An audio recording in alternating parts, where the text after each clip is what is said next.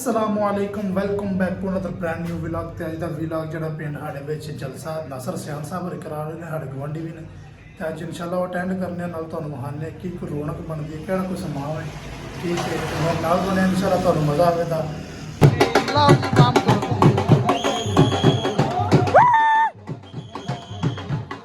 मैंने कुछ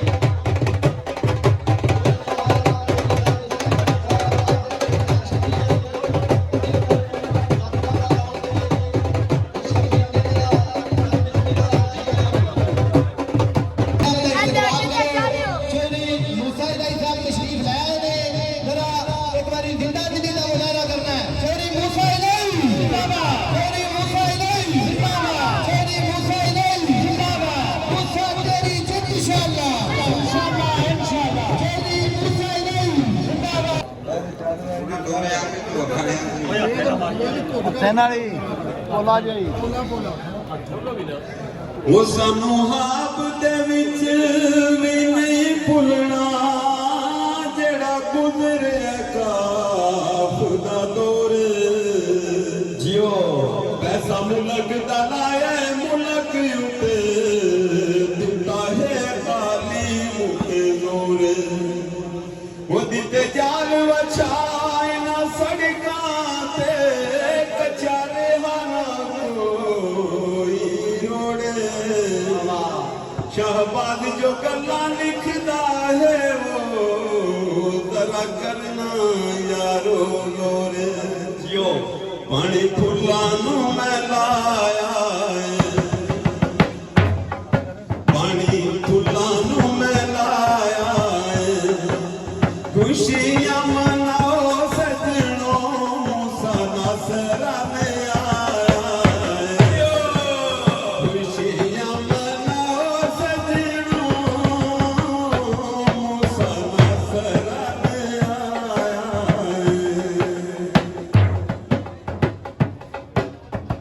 Thank you.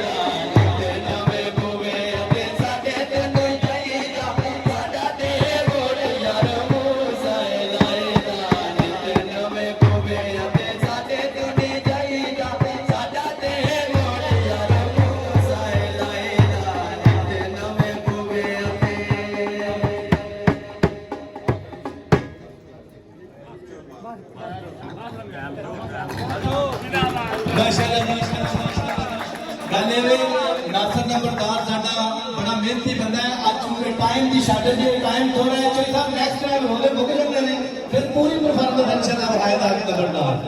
ਮੈਂ जिन्हें मेरे भाई बुजुर्ग सारे आए ने सारे को मेरी तरफों अस्सलाम वालेकुम। उस तो बाद चौधरी मूसा भाई साहब साढ़े हल्के विच पहली दफा आए ने और जिस तरह असा चौधरी सालिक साहब का इत्थे इलेक्शन लड़िया सी इसे तरह मूसा साहब पहली बारी आए ने असी इंशाअल्लाह इन्हां दा इलेक्शन जाती अपना इलेक्शन समझ के लड़ांगे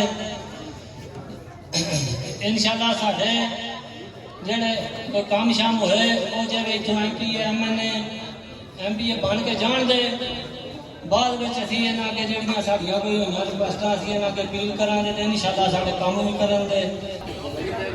शुक्रिया तमाम बुजुर्गों का, भाइयों का, नौजवान साथियों का शुक्रिया अदा करना चाहता हूँ जो कीमती वक्त में से इतना टाइम निकाल के यहाँ पे आए हैं। चौधरी नासिर साहब का शुक्रिया अदा करता हूँ जिन्होंने आज हमें यहाँ पे दावत दी।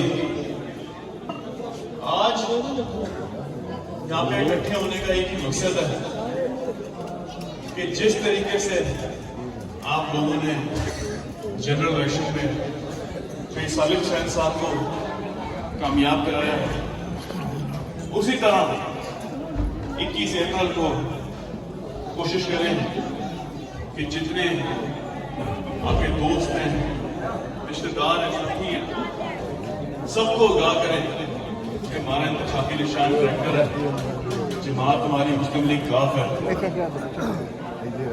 हमारी जमात की कामयाबी सिर्फ मेरी कामयाबी नहीं है, मुस्लिम लीग काफ की कामयाबी हमारे जिले की कामयाबी है।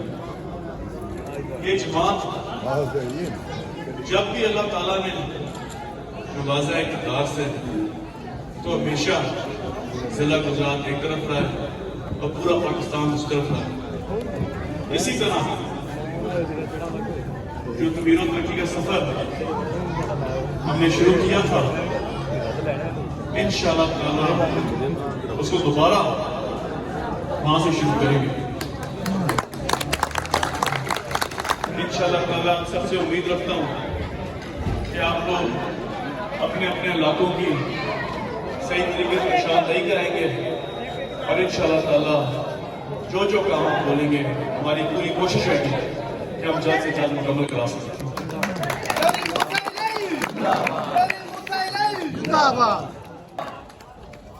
मैं दोबारा तमाम भाइयों का, तमाम बुजुर्गों का शुक्रिया अदा करता हूँ और एक ही दरखास्त है कि 21 वाले दिन कोशिश करें कि जनरल इलेक्शन से भी हर एक सीट से यहाँ से काफी कामयाब जाए।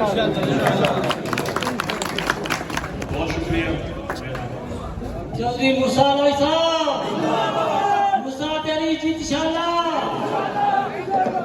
तमाम लंगर खा यार की हो गया मैं भी थोड़े नाल इधर भी मारो ना आवाम लंगर काट रही है। ये इधर आवाम लंगर भी काट रही है। मेयर साहब ने हमारे बहुत ही नाइस और बहुत ही अच्छे बंदे हैं। अफजाल भाई, ठीक हो अफजाल भाई?